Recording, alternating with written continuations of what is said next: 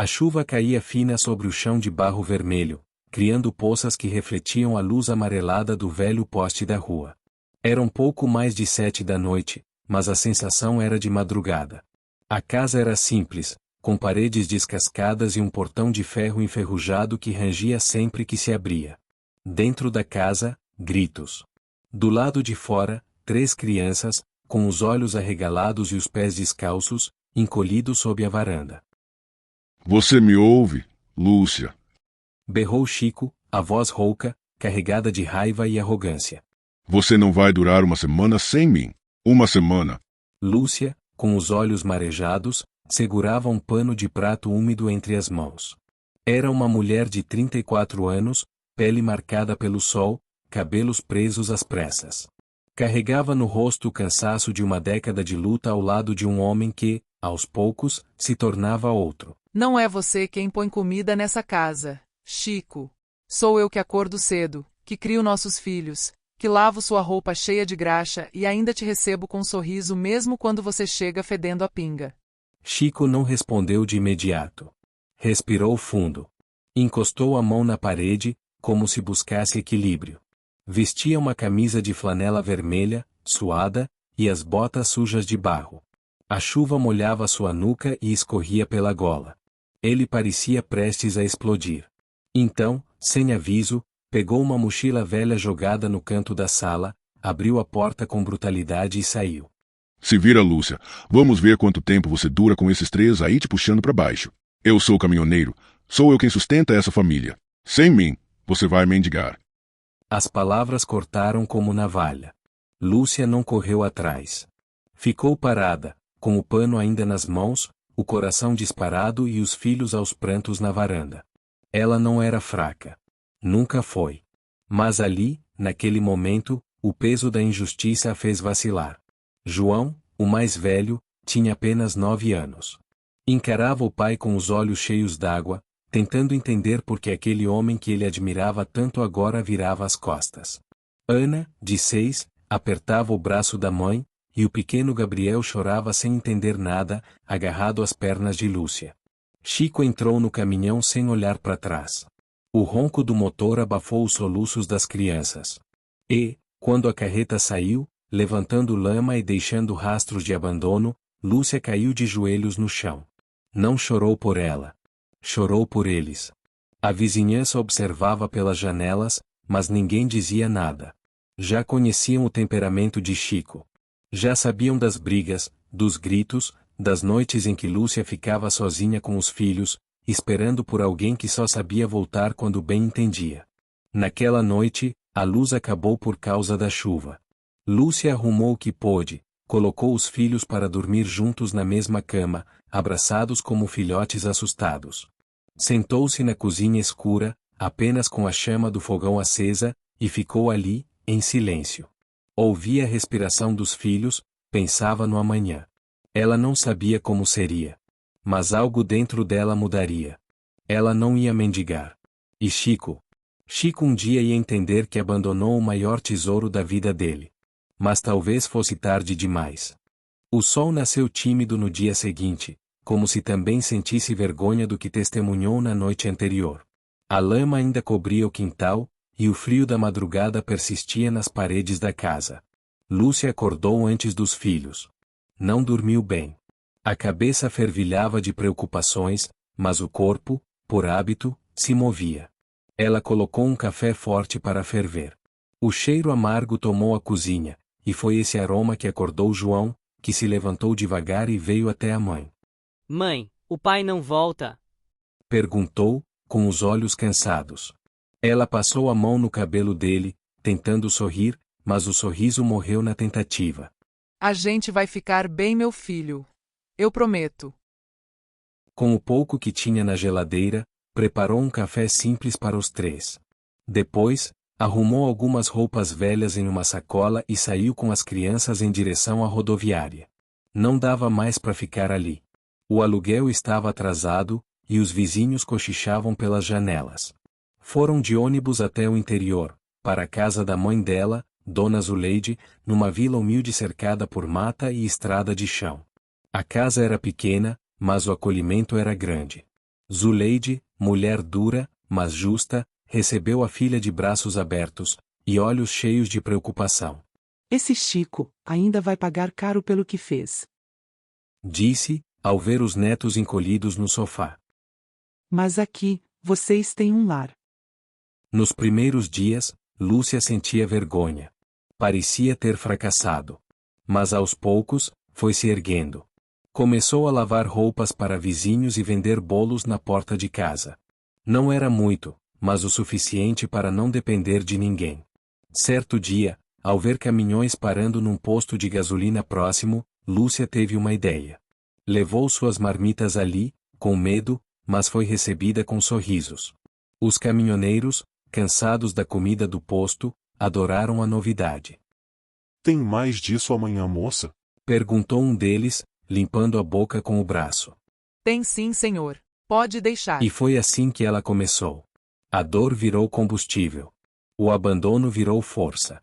E os filhos, sua maior motivação.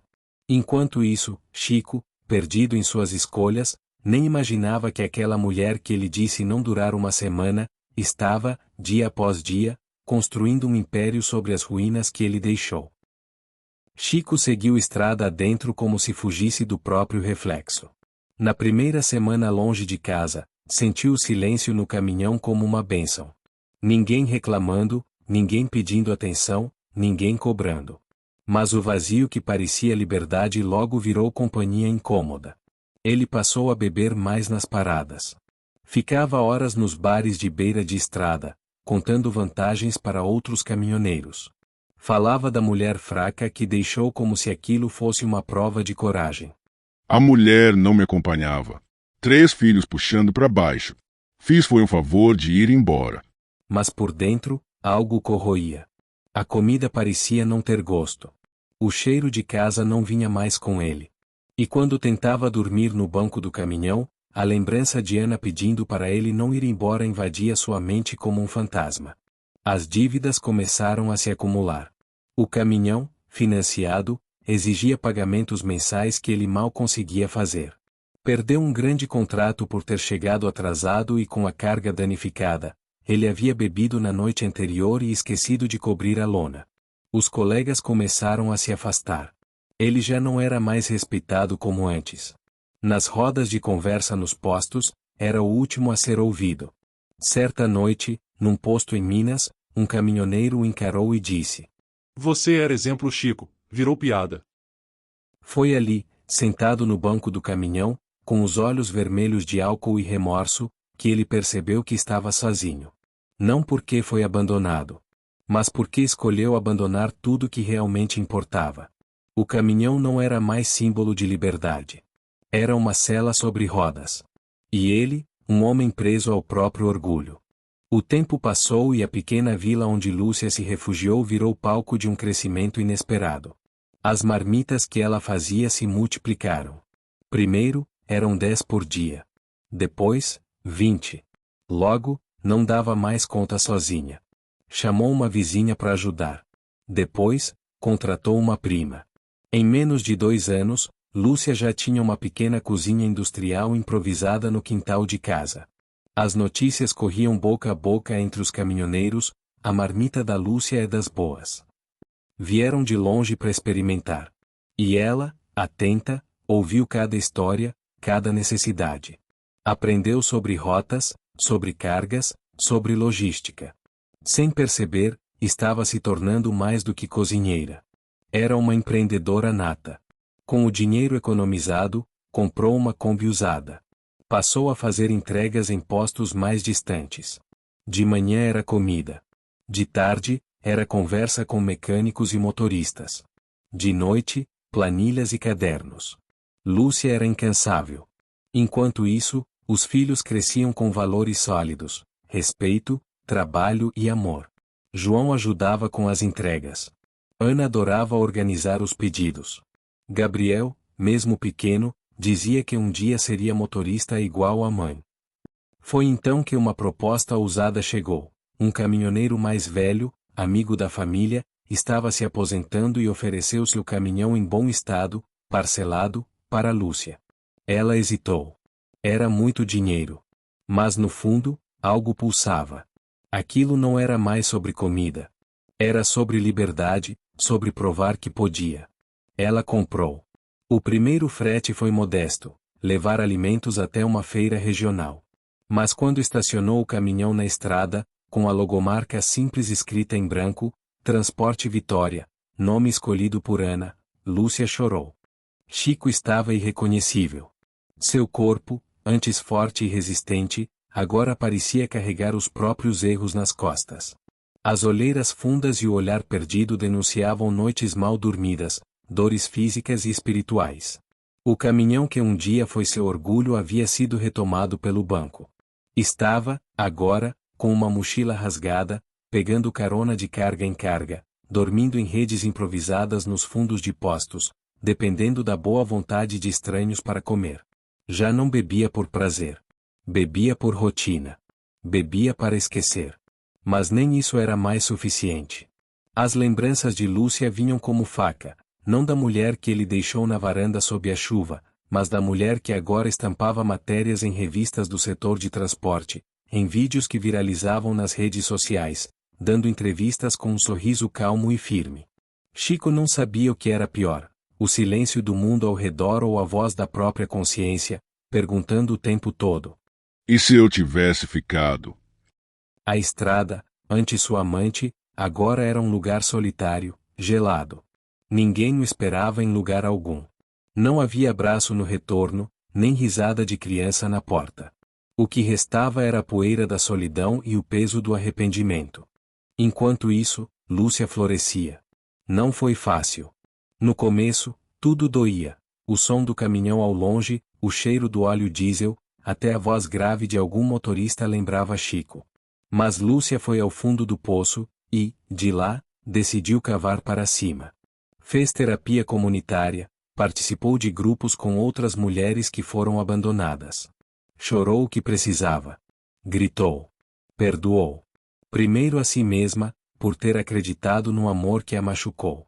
Depois, ao próprio Chico, não porque ele merecia, mas porque ela não merecia mais carregar o peso da dor. A cada nova conquista, ela deixava uma parte do passado para trás. A segunda caminhonete. O segundo caminhão. A pequena equipe de motoristas, 2 mulheres e um rapaz jovem que lembrava seu filho mais velho. Quando a TV local apareceu para entrevistá-la, por causa de um projeto social que ela iniciou para treinar mulheres como motoristas profissionais, Lúcia hesitou. Mas aceitou. Na reportagem, com a logo da Transporte Vitória estampada atrás, ela falou firme. Me disseram que eu não duraria uma semana. Mas durou uma vida inteira. Hoje, eu vivo, educo meus filhos, gero emprego e durmo tranquila. E se me perguntarem como eu consegui, a resposta é simples. Eu escolhi não me enterrar no que me destruía. Essa entrevista rodou o país. Chico viu num pequeno boteco, numa televisão velha pendurada no alto da parede. Quando reconheceu a voz, largou a garrafa na mesa. Ninguém mais prestava atenção, mas ele sim. Cada palavra o atingia como soco. Viu os filhos crescidos, João agora com o uniforme da empresa, Ana ajudando na organização dos papéis, Gabriel subindo na boleia com orgulho. Chico saiu do bar cambaleando, os olhos molhados, o coração apertado. Sentou-se no meio-fio da estrada, sozinho, olhando os caminhões passando. Cada farol era um lembrete do que perdeu. Cada buzina era um eco do que ele destruiu. Ele ainda respirava, mas por dentro, estava quebrado. E talvez, era isso que ele precisava sentir, para, um dia, se reconstruir. Ou, ao menos, tentar. Era uma tarde nublada quando Lúcia estacionou o caminhão de um de seus novos motoristas em um dos maiores postos de parada da região sudeste. A empresa agora fazia rota nacional, e ela gostava de visitar as paradas pessoalmente para garantir que todos estavam sendo bem tratados. Apesar da correria, sempre reservava tempo para ver com os próprios olhos como os motoristas estavam se saindo. João, agora com 18 anos e habilitado, ajudava a supervisionar. Ana era quem organizava as rotas e documentos. Gabriel, com 12, era o xodó dos funcionários. Era comum ouvirem os caminhoneiros dizendo: O moleque já nasceu com diesel na veia. Naquele dia, Lúcia usava seu macacão de trabalho, o cabelo preso e os olhos atentos ao movimento no pátio. Caminhões iam e vinham. Algumas pessoas a reconheciam, outras apenas viam nela uma mulher firme, respeitada, com jeito de quem venceu na vida.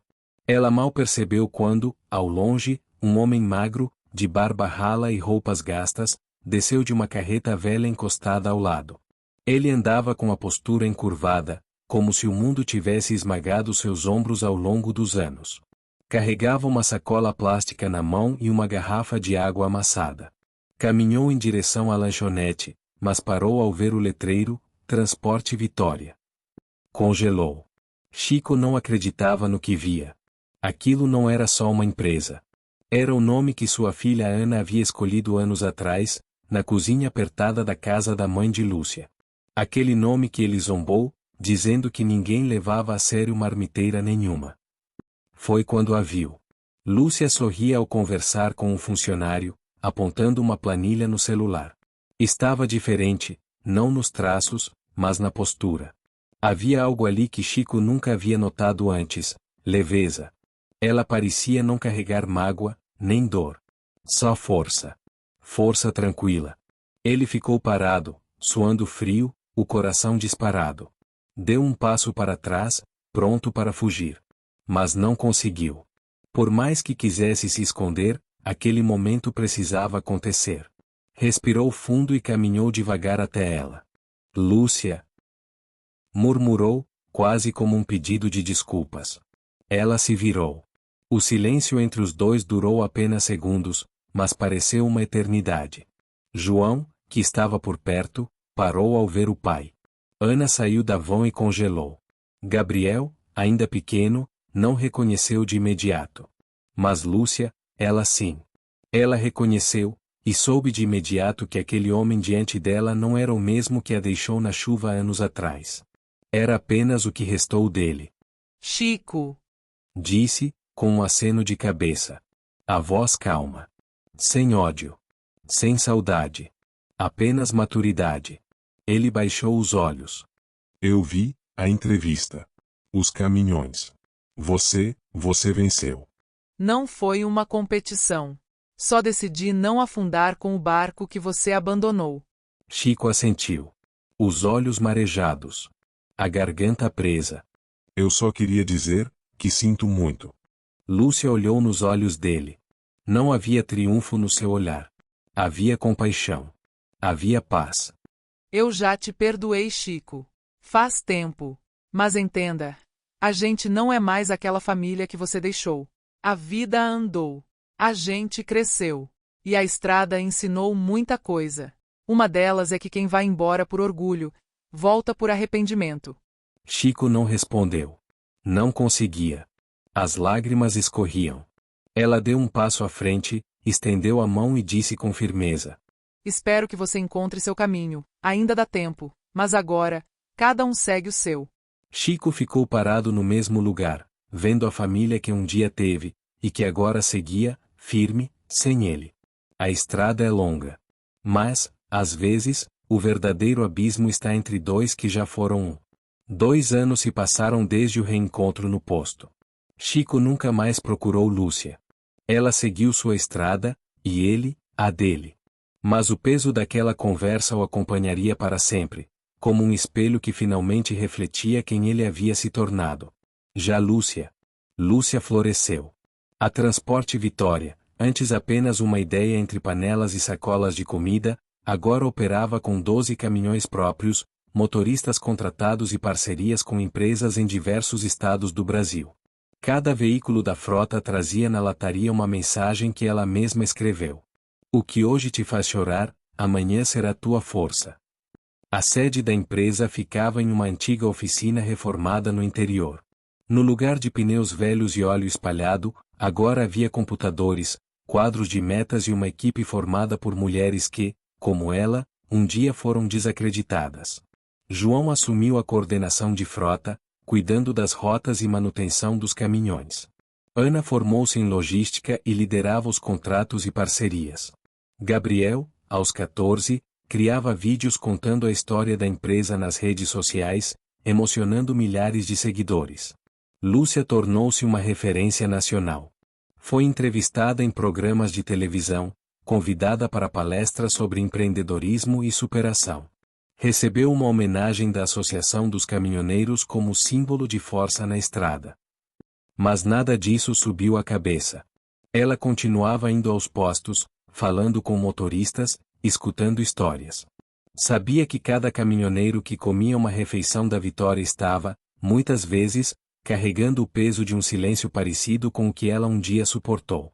Certa noite, ao voltar de uma viagem com João, sentou-se com os filhos no quintal de casa, agora reformada. Olhou para o céu estrelado, sentindo o vento bater no rosto. Vocês sabem o que é mais bonito em tudo isso? Perguntou. O quê, mãe? Disse Ana, sorrindo. A gente venceu, sem precisar pisar em ninguém. Sem gritar, sem se vingar, a gente só continuou.